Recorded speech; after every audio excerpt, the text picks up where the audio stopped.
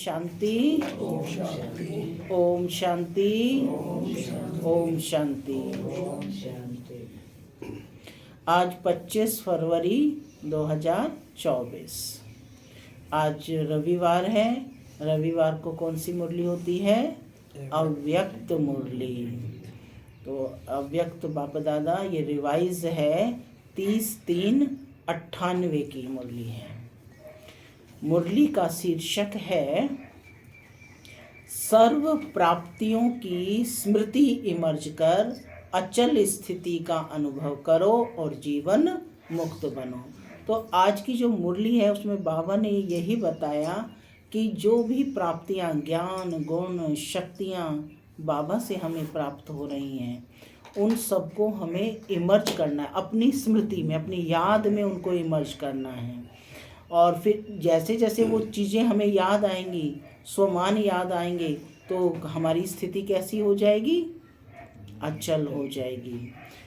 और फिर हम किसका अनुभव करेंगे? एक तो अचल स्थिति का, दूसरा जीवन मुक्त स्थिति का। अब बाबा हमें आकर के रोज पढ़ाई पढ़ा रही हैं, उड़ती कला में ले जा रही हैं। बाबा कहते जितना इस पढ़ाई को पढ़ेंगे उतना हल्के होते जाएंगे, और हल्के होंगे तो उड़ने लगेंगे। सुनते हैं डायरेक्ट ईश्वरीय महावाक्य अव्यक्त बाप दादा। मुरली का शीर्षक है सर्व प्राप्तियों की स्मृति इमर्ज कर अचल स्थिति का अनुभव करो और जीवन मुक्त बनो। आज भाग्य विधाता बाप अपने विश्व में सर्वश्रेष्ठ भाग्यवान बच्चों को देख रहे हैं। हर बच्चे के भाग्य की महिमा स्वयं भगवान गा रहे हैं। बाप की महिमा तो आत्माएं गाती हैं, लेकिन आप बच्चों की महिमा बाप स्वयं करते हैं। ऐसे कभी स्वप्न में भी सोचा कि हमारा इतना श्रेष्ठ भाग्य बना हुआ है, लेकिन बना हुआ था, बन गया। सोचा था स्वप्न में कभी कि भगवान हमारे भाग्य की महिमा करेंगे? दुनिया के लोग कहते हैं कि भगवान ने हमको रचा, लेकिन न भगवान का पता न रचना का पता है। आप हर एक भाग्यवान बच्चा अनुभव और फखुर से कहते हो कि हम शिव वंशी ब्रह्मा कुमार ब्रह्मा कुमारियां हैं। हमको मालूम है कि हमें बाप दादा ने कैसे रचा। चाहे छोटा बच्चा है, चाहे बुजुर्ग पांडव है, शक्तियां हैं, किसी से भी पूछेंगे आपका बाप कौन है तो क्या कहेंगे? आपका बाप कौन है तो क्या कहेंगे? फलक से कहेंगे ना कि हमको शिव बाबा ने ब्रह्मा बाप द्वारा रचा। हमको शिव बाबा ने शिव बाप ने ब्रह्मा बाप द्वारा रचा, इसलिए हम भगवान के बच्चे हैं। भगवान से डायरेक्ट मिलते हैं। ना सिर्फ परम आत्मा व भगवान हमारा बाप है, लेकिन वह बाप भी है, शिक्षक भी है और सतगुरु भी है। सबको ये नशा है कि वो हमारा बाप भी है, टीचर भी है और सतगुरु भी है। ताली बजाएं, एक हाथ की ताली बजाना, लेकिन बाबा कहते एक हाथ की ताली बजाना। अभी यह भी एक्सरसाइज बुजुर्गों को सिखानी पड़ेगी। सभी बुजुर्गों ने ताली बजा दी 2 हाथ की, तो बाबा कहते कि ये भी एक हाथ की ताली बजाते हैं। तो ये सभी बुजुर्गों को सिखानी पड़ेगी। बच्चों को खुश देख बाप दादा भी खुशी में झूलते हैं और सदा कहते हैं वह मेरे हर एक श्रेष्ठ भाग्यवान विशेष आत्माएं। बाप के रूप में परमात्मा पालना का अनुभव कर रहे हो। यह परमात्म पालना सारे कल्प में सिर्फ इस ब्राह्मण जन्म में आप बच्चों को प्राप्त होती है। सिर्फ आप बच्चों को प्राप्त होती है, तो हो ना भाग्यशाली। जिस परमात्म पालना में आत्मा को सर्व प्राप्ति स्वरूप का अनुभव होता है, परमात्म प्यार सर्व संबंधों का अनुभव कराता है। क्या कराता है? सर्व संबंधों का अनुभव। परमात्म प्यार अपने देह भान को भी भुला देता, साथ साथ अनेक स्वार्थ के प्यार को भी भुला देता है। जो स्वार्थ के मतलब के प्यार है, बाबा कहता वो भी भुला देता है। ऐसे परमात्म प्यार, परमात्म पालना के अंदर पलने वाली भाग्यवान आत्माएं हो। कितना आप आत्माओं को का भाग्य है जो स्वयं बाप अपने वतन को छोड़ आप गॉडली स्टूडेंट्स को पढ़ाने आते हैं। ऐसा कोई टीचर देखा जो रोज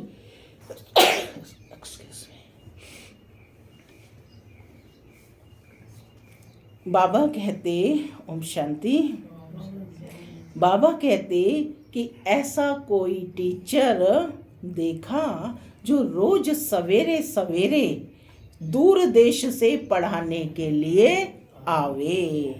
ऐसा टीचर कभी देखा क्या? नहीं देखा। लेकिन आप बच्चों के लिए बाप रोज शिक्षक बन आपके पास पढ़ाने आते हैं, और कितना सहज पढ़ाते हैं। बाबा तो कभी छुट्टी भी नहीं करते, है ना। और कितना सहज पढ़ाते हैं, चाहे कोई पढ़ा हुआ है, अनपढ़ है, बच्चा है, बूढ़ा है, जवान है, सब आराम से समझ सकते हैं। तो कहते कितना सहज पढ़ाते हैं। 2 शब्दों की पढ़ाई है, आप और बाप। कौन से 2 शब्द हैं? आप और बाप। इन्हीं 2 शब्दों में चक्कर कहो, ड्रामा कहो, कल्प वृक्ष कहो, सारी नॉलेज समाई हुई है। और पढ़ाई में तो कितना दिमाग पर बोझ पड़ता है, और बाप की पढ़ाई से दिमाग हल्का बन जाता है। ये हल्की पढ़ाई है ना। हल्के की निशानी है, हल्के की क्या निशानी है? ऊंचा उड़ना। हल्की चीज़ें जो उड़ेगी, ऊंचा उड़ना। हल्की चीज़ स्वतः ही ऊंची होती है। तो इस पढ़ाई से मन बुद्धि उड़ती कला का अनुभव करती है। तो दिमाग हल्का हुआ ना, पूछ रहे हैं बाबा। तीनों लोगों की नॉलेज मिल जाती है। तो ऐसी पढ़ाई सारे कल्प में कोई ने पढ़ी है? पूछ रहे हैं, कोई ने पढ़ी है? कोई पढ़ाने वाला मिला है ऐसा? नहीं मिला। तो भाग्य है ना आप आत्माओं का, भाग्य है। फिर सतगुरु द्वारा श्रीमत ऐसी मिलती है जो सदा के लिए क्या करूं, कैसे चलूं, ऐसे करूं या नहीं करूं, क्या होगा, कैसे होगा, यह सब क्वेश्चन समाप्त हो जाते हैं। क्या करूं, कैसे करूं, ये सब क्वेश्चन समाप्त हो जाते हैं। बाबा कहते क्या करूं, कैसे करूं, ऐसे करूं या वैसे करूं, इन सब क्वेश्चंस का एक शब्द में जवाब है फॉलो फादर। साकार कर्म में ब्रह्मा बाप को फॉलो करो, निराकारी स्थिति में अशरीरी बनने में शिव बाबा को फॉलो करो। दोनों बाप और दादा को फॉलो करना अर्थात क्वेश्चन मार्क समाप्त होना व श्रीमत पर चलना। ये मुश्किल है क्या? पूछ रहे हैं बाबा कि दोनों बाबा को फॉलो करना अर्थात क्वेश्चन मार्क समाप्त होना, ये मुश्किल है क्या? नहीं है मुश्किल। पूछने की आवश्यकता पड़ती है क्या? नहीं, कॉपी करना है ना। इसमें तो पूछना भी नहीं है, सिर्फ बाप ने करके दिखाया है, हमें उसको फॉलो करना है। तो बाबा कहते कॉपी करना है, अपना दिमाग नहीं चलाना है। बाप समान बनना अर्थात फॉलो फादर बनना। मुश्किल है या सहज? कैसा है? सहज है ना? 30 साल वाले हाथ उठाओ। हाँ, अच्छा, 30 साल में मुश्किल लगा या सहज है? अभी देखो 30 साल वालों को भी सहज लगा, तो आप जो पीछे पीछे आए हैं उन्हों के लिए मुश्किल है या सहज है? सहज है ना। गर्मी के कारण सभी के हाथों में रंग बिरंगी पंखे हैं जो हिला रहे हैं ना। उस समय देखो बाप दादा आए थे तो कितना सुंदर सीन था। अच्छा है, पंखों की रिमझिम भी अच्छी लग रही है, सीन अच्छी है, नवीनता होनी चाहिए ना। तो इस ग्रुप की यह भी नवीनता है, यह भी टीवी में आ गया। अच्छा है, सभी भाग भाग कर पहुंच गए हैं। बाप दादा भी स्नेह की मुबारक देते हैं। भाग भाग कर क्यों पहुंचे? बाबा से स्नेह है इसलिए। देखो, और जो भी हद के गुरु होते हैं कितने वरदान देते हैं, 1 या 10 ज़्यादा नहीं देते, लेकिन आपको सतगुरु द्वारा रोज वरदान मिलता है ना, रोज वरदान। ऐसा गुरु कब देखा क्या? नहीं देखा ना। आप लोगों ने भी देखा, लेकिन कल्प कल्प देखा तो सदा अपने भाग्य की प्राप्तियों को सामने रखो कि मुझे बाबा से क्या क्या प्राप्त हुआ है। ये लिस्ट बनाओ अपने और अपने भाग्य को देखो। सिर्फ बुद्धि में मर्ज नहीं रखो, इमर्ज करो। मर्ज रखने के संस्कार को बदलकर इमर्ज करो, माने प्रत्यक्ष हो वो सब बुद्धि में। अपनी प्राप्तियों की लिस्ट सदा बुद्धि में इमर्ज रखो। जब प्राप्तियों की लिस्ट इमर्ज होगी तो किसी भी प्रकार का वार विघ्न नहीं करेगा, कोई किसी भी प्रकार का विघ्न वार नहीं करेगा। वह मर्ज हो जाएगा और प्राप्तियां इमर्ज रूप में होंगी। बाप दादा जब सुनते हैं कि आज किसी भी कारण से कोई कोई बच्चे मेहनत करते हैं, युद्ध करते हैं, योग लगाना चाहते हैं, लेकिन लगता नहीं है, सोल कॉन्शियस के बदले बॉडी कॉन्शियस में आ जाते हैं, तो बाप दादा को अच्छा नहीं लगता है। कारण क्या है? आपने कारण क्या है पूछ रहे हैं बाबा।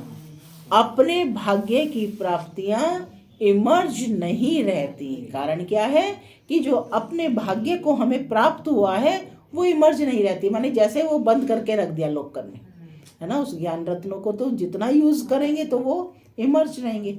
तो बाबा कहते हैं अपने भाग्य की प्राप्तियां इमर्ज नहीं रहती, मर्ज रहती हैं। फिर जब कोई याद दिलाता है तो सोचने लगते हैं होना तो ऐसे चाहिए। इसलिए बहुत सहज पुरुषार्थ है, प्राप्तियों को इमर्ज रखो। जो प्राप्तियां होती हैं उनका गुणगान करते रहो, उनको दूसरों को भी बताते रहो। जब से ब्राह्मण बने तब से अपने भाग्य को स्मृति में रखो। हलचल में नहीं आओ, अचल बनो, क्योंकि यहाँ आबू में यादगार क्या है? क्या है? अचल घर है या हलचल घर है? अचल घर है ना। ये किसका यादगार है?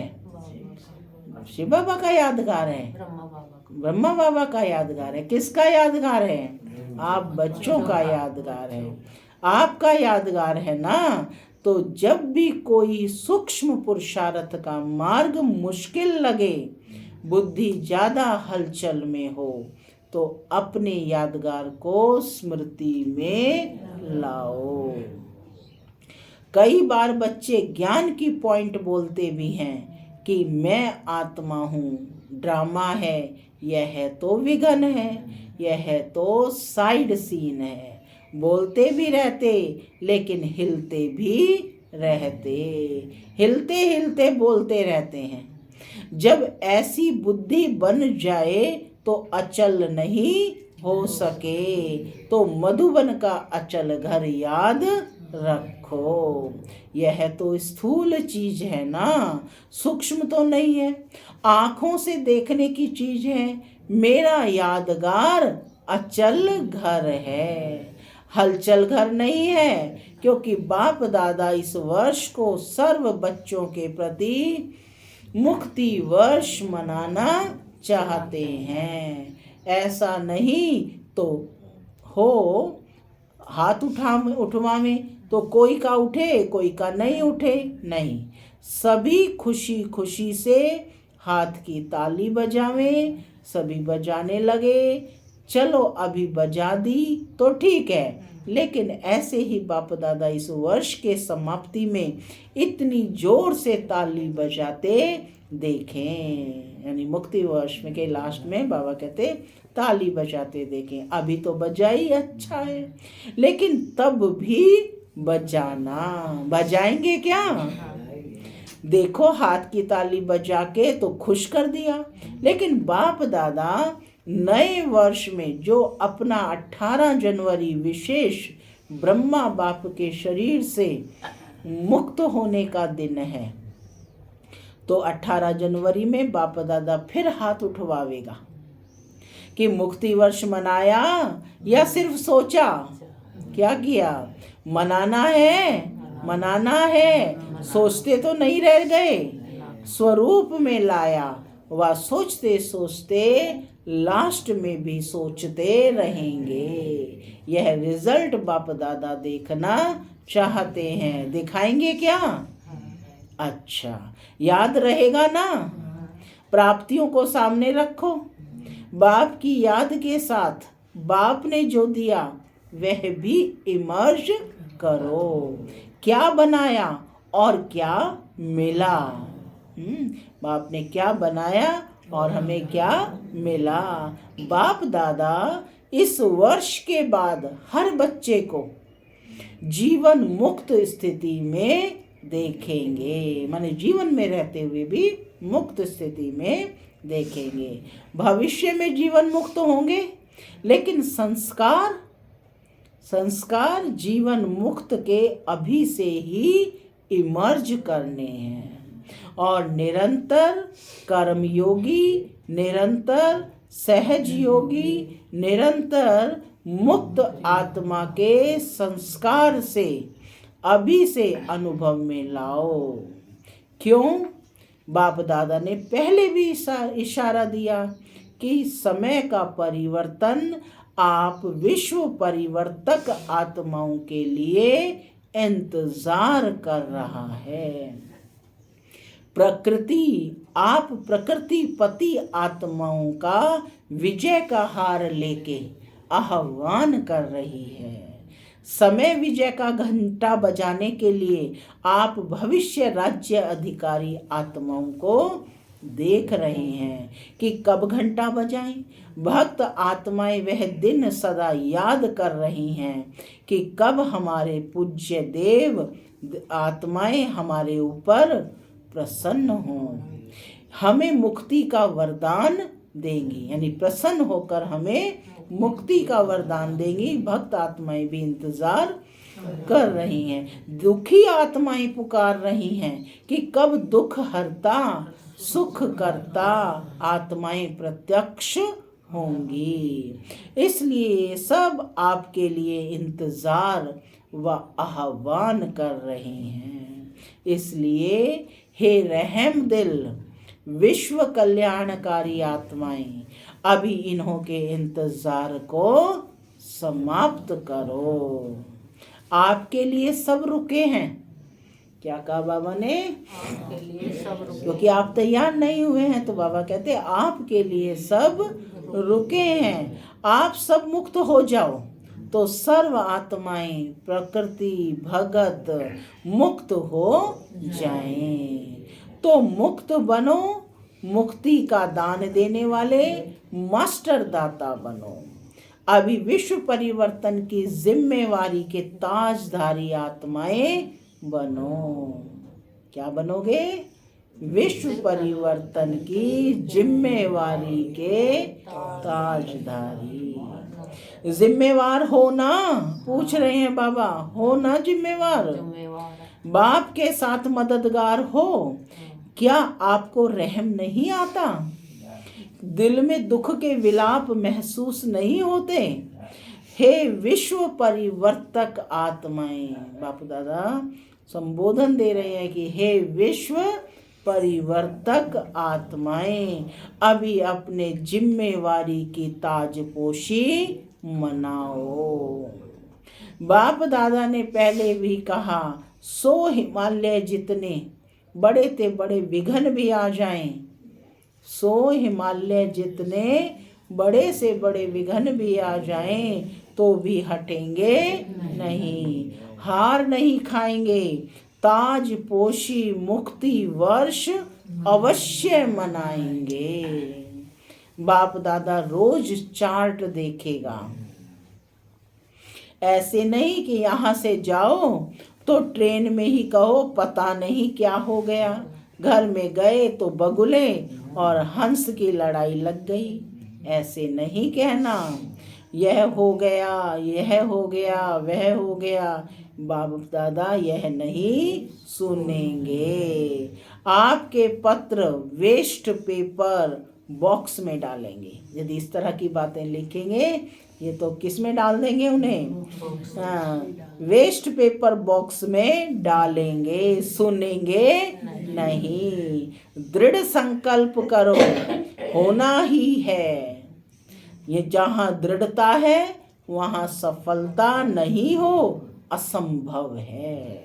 तो सभी दृढ़ संकल्प वाले हैं ना? टीचर्स हाथ उठाओ। टीचर्स बहुत हैं, सारे सेंटर्स खाली करके आए हैं क्या? देखो एक खुशखबरी सुनाते हैं। बाप दादा ने अभी देखा है, सुना है कि सर्व मधुबन वालों ने अपने परिवर्तन का लक्ष्य बहुत अच्छा रखा है। लक्षण तो देखेंगे, लेकिन लक्ष्य बहुत अच्छा रखा है। अपने में अंतर जो आया है वह भी लिखा है, माने जो ज्ञान में आने पर जो चेंज आया वह भी लिखा है। लेकिन बाप दादा को खुशी है, अंतर आना शुरू हुआ, आगे होता रहेगा। लेकिन सभी ने अपने दृढ़ संकल्प का उमंग उत्साह अच्छा दिखाया है। अभी कागज में है, लेकिन कागज में भी पहला कदम तो है, माने अभी तो लिख कर दिया है, तो बाबा कहते कागज में भी पहला कदम तो है। तो बाप दादा को खुशी हुई। क्यों?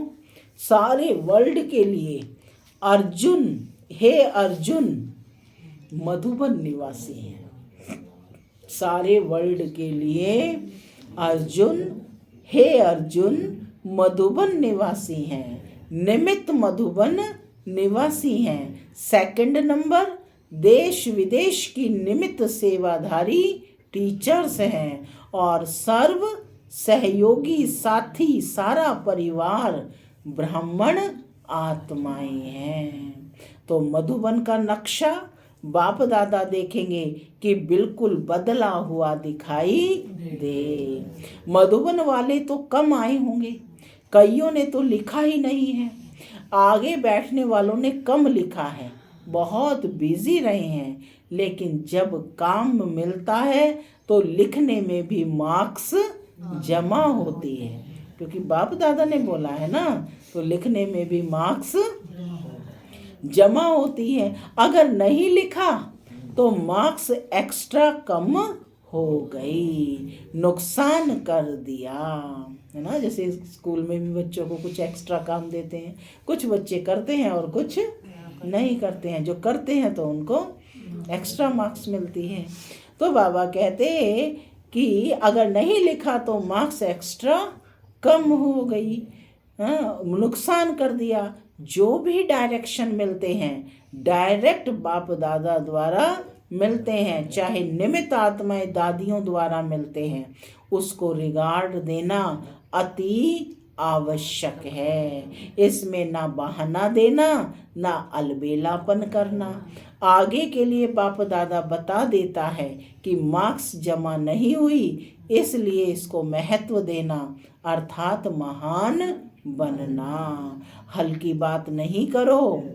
बच्चे बड़े चतुर हैं, कहेंगे बाप दादा तो जानते ही है ना। जानते तो हैं, लेकिन कहा क्यों, जानते हुए कहा ना। तो ऐसे छुड़ाना नहीं चाहिए। बहुत ऐसे कार्य हैं छोटे छोटे जिसको हाजी करने में एक्स्ट्रा मार्क्स जमा होती है। कई ऐसे स्टूडेंट्स हैं जो किसी भी पास्ट के संस्कार के वश बहुत अच्छे उमंग उत्साह में बढ़ते हैं, लेकिन कोई ना कोई सुनहरी धागा, बहुत महीन धागा उनको आगे बढ़ने नहीं देता। बाबा ने क्या कहा है, कैसा सुनहरी धागा, बहुत महीन धागा उनको आगे बढ़ने नहीं देता। वह समझते भी हैं कि यह महीन धागा रहा हुआ है, लेकिन लेकिन लेकिन ही कहेंगे।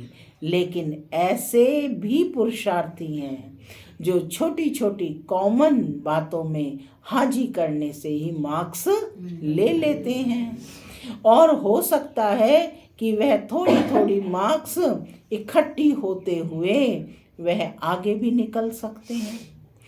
ऐसे भी बाप दादा के पास एग्जाम्पल के रूप हैं।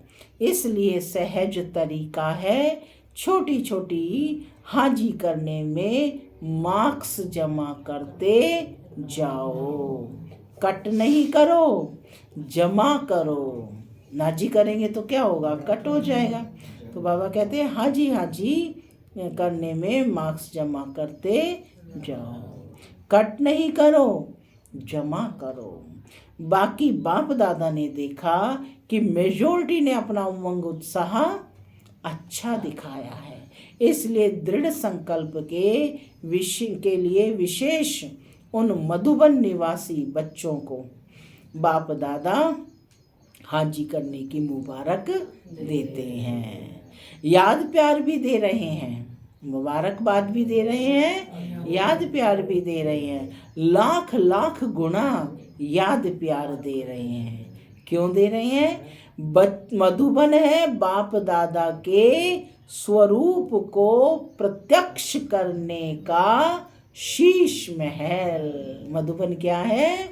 बाप दादा के स्वरूप को प्रत्यक्ष करने का शीश महल। तो एक बात की तो खुशी है, अभी कागज में आया हुआ कर्म में लाना ही है, ठीक है ना? अच्छा, मुबारक हो। अभी अगर आप सभी को अचानक डायरेक्शन मिले कि अभी अभी अशरीरी बन जाओ, तो बन सकते हो कि हलचल होगी? क्यों? लास्ट समय का यही अभ्यास पास विद ऑनर बनाएगा। तो अभी बाप दादा भी कहते हैं कि 1 सेकंड में सब बातों को किनारा कर अशरीरी भव। ड्रिल करेंगे 1 सेकंड की, सीधे हो जाइए। आत्मा बिंदी, बाबा बिंदी, ड्रामा बिंदी।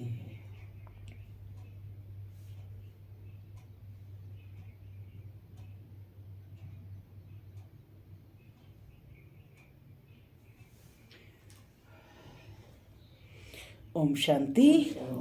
तो बाबा कहते हैं कि चारों ओर के, मुरली का सार है, चारों ओर के अति श्रेष्ठ भाग्यवान परमात्म पालना के अधिकारी आत्माएं, परमात्म पढ़ाई के अधिकारी, परमात्मा सतगुरु के वरदानों के अधिकारी, सदा दृढ़ता द्वारा सफलता के अधिकारी, सदा अखंड योगी, अचल योगी, सदा विश्व परिवर्तन की जिम्मेवारी के ताजधारी, सदा सर्व प्राप्तियों को इमर्ज रूप में अनुभव करने वाले ऐसे विशेष आत्माओं को बाप दादा का याद प्यार और नमस्ते। हम बच्चों की भी बाप दादा को याद प्यार, गुड मॉर्निंग और नमस्ते। नमस्ते, सदा रहो हंसते।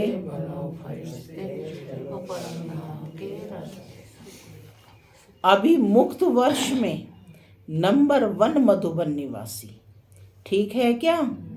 हो सकता है या मुश्किल है? हो सकता है। हाँ जी। फिर तो बाप दादा मधुबन वालों को भी गोल्डन बैज देगा। मधुबन वालों को बैज देना है और सभी को दिया है।